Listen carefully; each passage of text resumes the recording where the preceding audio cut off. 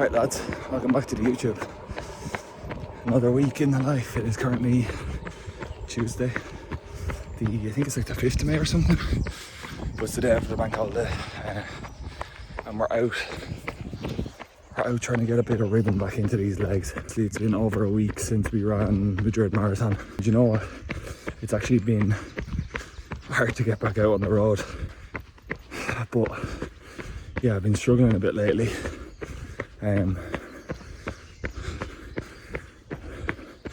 But I'm good. I'm back in the saddle this week, and yeah, we've half an hour to do. I'm just running home, and I'll chat to you then. YouTube, what is up? The fucking, wait for it. Oh, Matt Armstrong playing on the car, not ideal. Yeah, what is the story? It is is it Wednesday or is it Tuesday? It is Wednesday. Yeah, the sun is absolutely splitting the stones. I'm actually going to open the roof. Oh, I left the roof open all night. The crack in it. But yeah, we're on our way to the gym. Lower focus, full body, just to get started for the day. It's like 8:30. I'm trying to get into a rhythm of getting to the gym earlier in the morning, as I used to do that, and I haven't been feeling a certain way about the gym in a while, so I'm going to change it. The definition of insanity is just repeating the same thing over and over again, expecting a different result. Yeah, my gym sessions these days, obviously I'm only after finishing Madrid last week, so I suppose this week is all about getting everything primed to kind of go back into like an improvement phase then next week. What my kind of next goals are is I would like to do a speed block, so I'd like to get faster over the shorter distances, so say like 5k, 10k. Throughout like my fitness, it's so funny, throughout like my block of marathon block, I feel like my effort work and my speed work hasn't gotten any quicker, but I've gotten fitter, if that makes sense.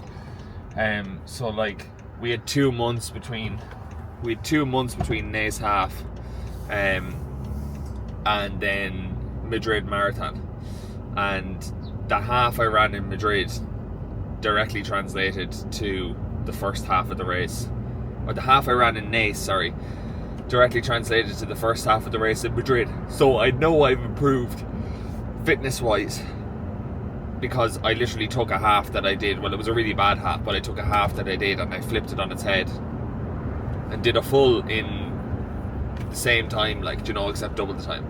But yeah, so that's what I want to do. I just want to get used to a bit of faster leg turnover, stuff like that. I'm very, very comfy at that like 4-minute kilometer pace in or around there. Not comfy, but like I'm used to running at that pace, but I want to get quicker. Like I want to get down into the 3s.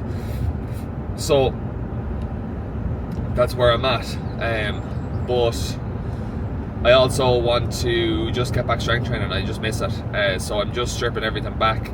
I'm going into the gym and I'm doing what I feel like doing, but I'm noting it. So we're going lower body focused, full body day today. So like last week we had Monday I think we had an upper body focused, full body. So what is that going to consist of? It's going to consist of a bit of warm up, activation, a small bit of plyos to get the lower body firing, some explosive work, and then making sure that we're lifting some heavy circles, and then doing some accessory work, whether it's in the form of like glute strengthening, or whether it's in the form of unilateral movement, single leg stability. Just going to go in, do what feels good, do what makes sense, and then note it down, and that's going to be my plan for the next while. But yeah, I'm going to go to the gym, drink this monster, listen to a few tunes on this glorious, glorious day.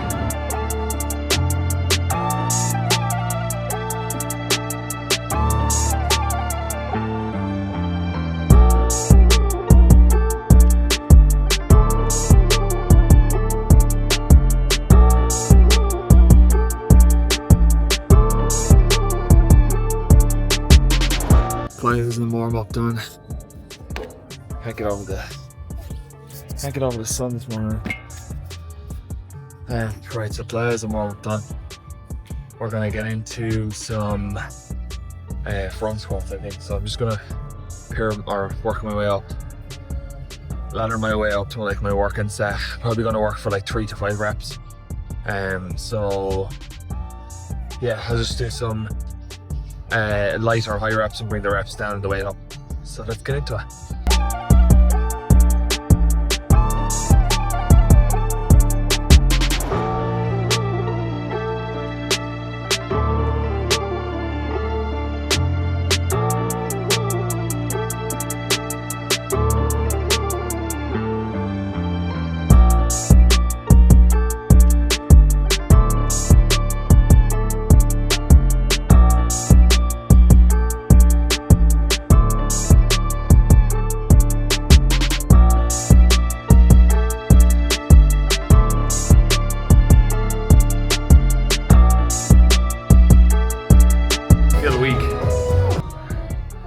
I feel very weak. What was that? 50 kilos, holy shit. 50 by 7. Probably could have gone for probably had about 3 reps in reserve there. That's fucking shocking, holy god. Like, it just shows when you're running, like the maintenance work you do. It's so funny. Like, you're just not trying to create strength or create muscle, but you're just trying to maintain what you have. And like, we all know the science behind maintenance of muscle. It's fairly low. 1 to 2 working sets a week, I think it is. So like, that's all we were trying to do throughout the marathon, is just maintain what we had, maintain the strength and run. And here we are. Sometimes you have to go backwards to go forwards. My deadlift the other day was woeful as well. I've been doing better. I hardly ever think you. We're probably gonna work try get up to 70 or 80 for 3. Oh lord.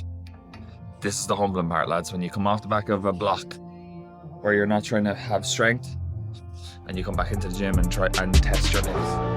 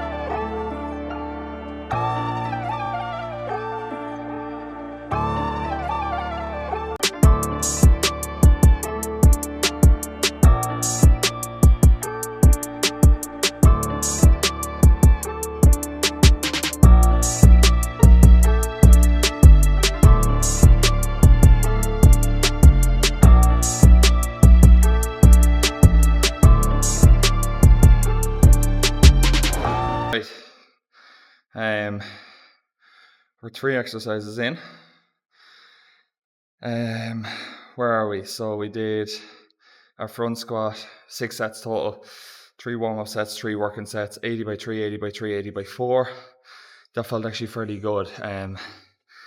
Even though like the warm-up sets were hard, so don't dictate your top working set based on how your warm-up sets feel, because that's what I did there. but I pushed through it and got the 80 up for, what did I get it up for? I got it up for 10 reps in total, so three sets of 3, 1 set of 4. Sorry, 2 sets of 3, 1 set of 4. Then we did Bulgarian split squats, 8 each leg. I actually don't like a Bulgarian split squat. I actually just tried them just to see how I felt on them. But I felt like I was pushing off the rear leg more than the front, so I changed it up to just a split stance squat for the second one, and I did 8 by 10 kg each side, and then we're going into a barbell bent over row. Just one warm up set there of 40 kilos, and we'll probably just throw it up 5 each side, bring it up to 50, and do our working sets there. I'm not trying to really fucking annihilate the body here today. I'm just trying to get a picture of where I'm at, and then we'll take this program and replicate it over the next like 6 to 8 weeks. But yeah, just remember, you won't make all the gains in a day. It'll be incremental. It won't be in a straight line. There'll be some times where you go back, but it's very important to just keep the faith. Anything good is worth working for, so just remember that. So I'm going to throw an extra 5 on each side and get into these working sets of barbell bent over row.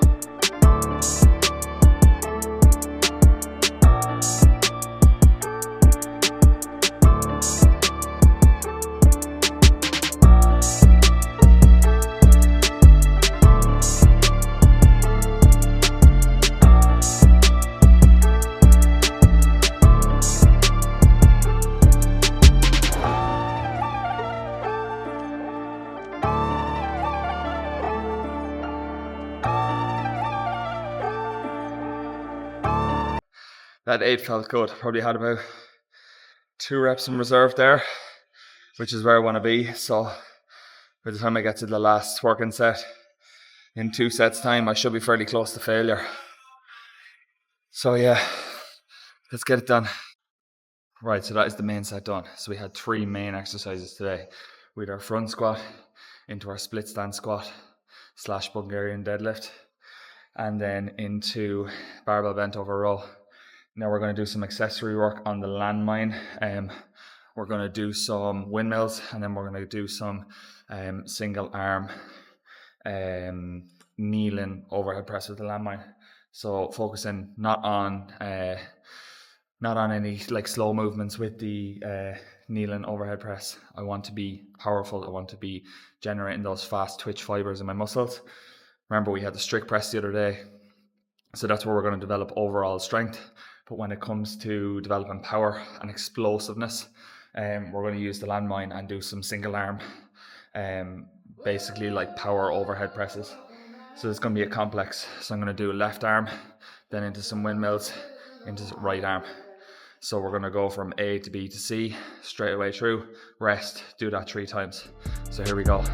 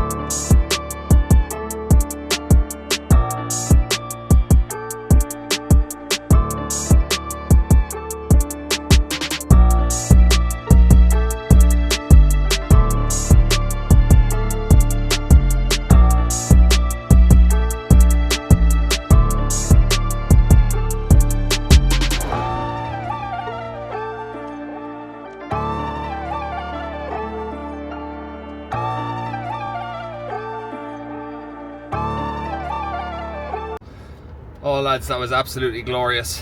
The sun is shining and you can't fault that. It's just so good for the mind, able to go in there like that and fucking whack out a workout and do it in a fucking fantastic facility, but also do it when the sun is absolutely splitting the stones out here. It's absolutely gorgeous this morning. It says it's 6.5 degrees here in the car, and it's no way, shape or form 6.5 degrees. It's absolutely glorious out. But yeah, that was a really good workout, and that's kind of the style of workout that I'll be doing going forward. Making sure that I'm hitting my main lifts, so making sure that I'm hitting like my compound exercises, making sure that I'm hitting the large muscle groups, so like my back, my legs, my chest, my core. I never really train arms, it's just not something that I've ever really trained. Morning. Yeah, that was really good. A little bit of power to finish it off, a bit of power and a bit of core. And you feel lovely after doing those types of exercises where you just have to move weight from point A to point B as quick as possible. It develops those fast twitch muscle fibers. They're very they're needed in sports like high rocks and like those kind of endurance-y kind of competitions like high rocks and trika and ATEX and stuff like that. You need to be able to produce power as well as strength. So it is pretty cool.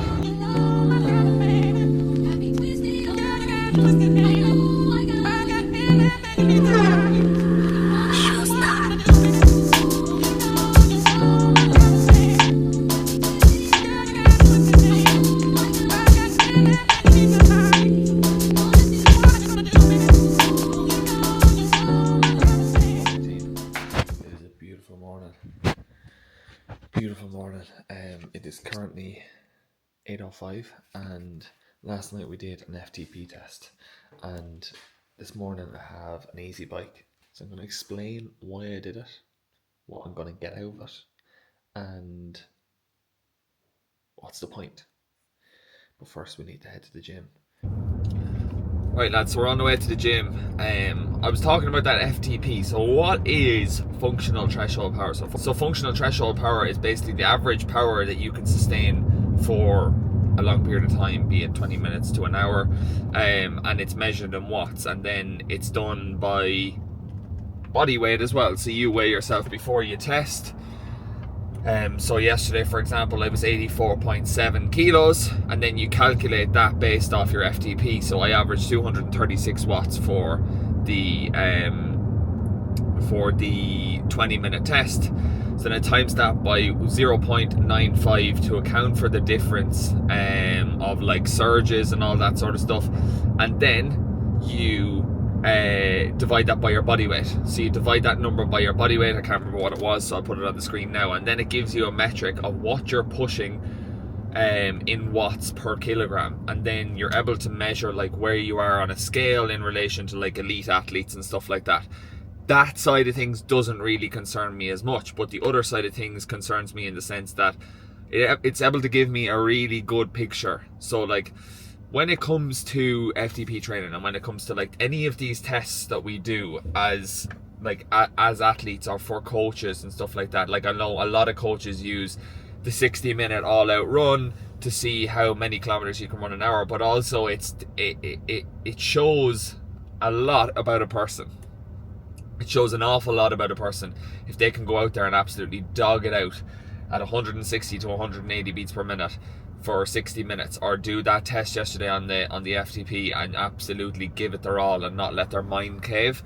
It shows a lot about a person. It shows a lot about clients when you get them to do these tests, because realistically the people who are going to do really well in any of these sports are the people who are going to come in, do the tests, not bat an eyelid, do what they're supposed to do and get on with it. When it comes to how do we actually use this test then, so what you're doing is you're basically pushing yourself for 20 minutes. We should see nice incremental gains in the graph of the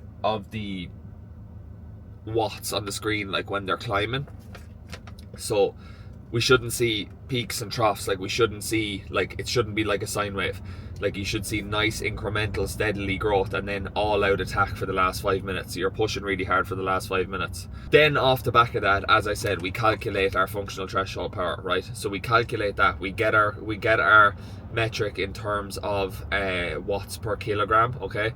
And then what we can do is then when we move on to, so that is our max, that's the ceiling set on top of like where we can sustain on a bike, right? That's the ceiling set. You can't go any harder because that test is supposed to be an indicator of how hard you can go. So you should have really pushed yourself in that test. So when it comes to working back on the bike, then we can use a little few calculations that will make it a lot easier to work to a certain level. Okay, so your FTP obviously is 100%.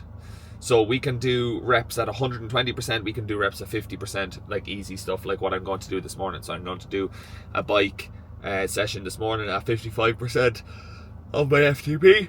And yeah, like it's important that we do use these metrics as well, because we want to give ourselves the best chance. And if sometimes like we're pushing a little bit too hard on the bike, or you know, stuff like that, like we should see, what you should see is like you should see your heart rate steady at 55% of your FTP.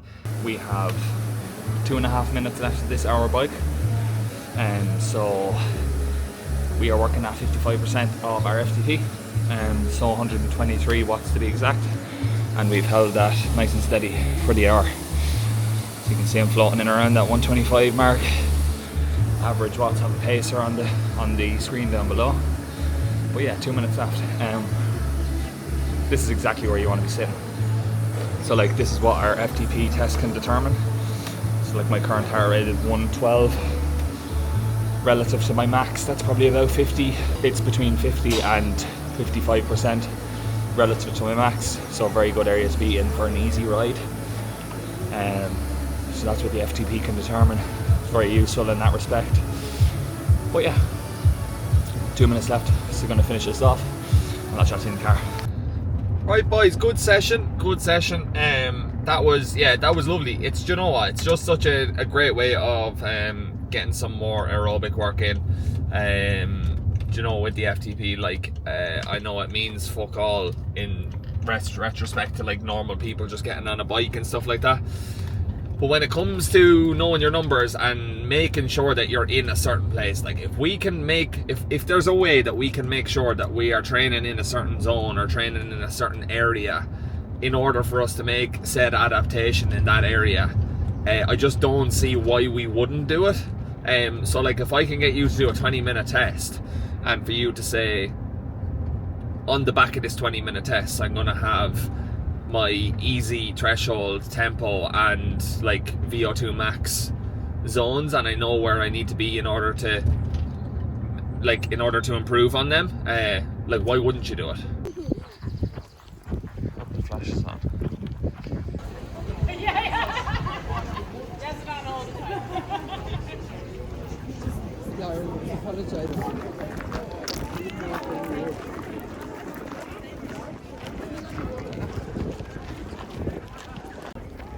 Give me a thumbs up. Morning YouTube, it is 9:20. Today's Sunday, final day of this week's vlog. I'm on the way to the gym. Because I have two things going on this morning. Well, first thing I need to do is grab a coffee because our coffee machine broke last night. Number one, I have to train myself, so I'm doing a bit of strength training myself, and I'm probably going to use the bike later on this evening. Go and do 90 minutes on the bike. So yeah, a nice day of training. I'm loving the strength training at the moment, so we're back obviously strength training with the idea of trying to just get faster on the feet and just produce a bit more power. Then after my own training, I'm actually going to be doing a run through sim with two of the girls. So Kira, who's actually a client of mine, and then Grace as well. So Grace is also another coach, but two girls are racing Trika together in July, and basically I'm doing the same thing that you would have seen me do a couple of weeks ago with Paul, another client of mine, where we did this run through sim in the gym. So basically same thing again.